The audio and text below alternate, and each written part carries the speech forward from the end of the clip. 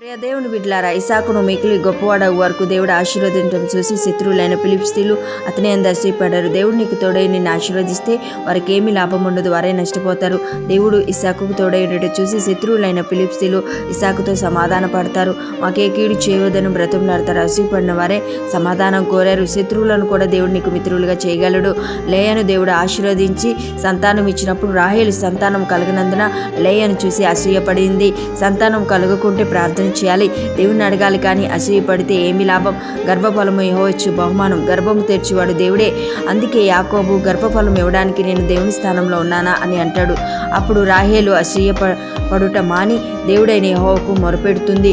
దేవుడు రాహేలును జ్ఞాపకం చేసుకొని సంతానం అనుగ్రహిస్తాడు. దేవుడు రాహేలు జ్ఞాపకం చేసుకొని ఆమె మనవి విని ఆమె గర్భఫలము తెరిచాను. దేవుడి దగ్గర నుండి మేలు ఆశీర్వాదం పొందాలంటే ప్రార్థించు.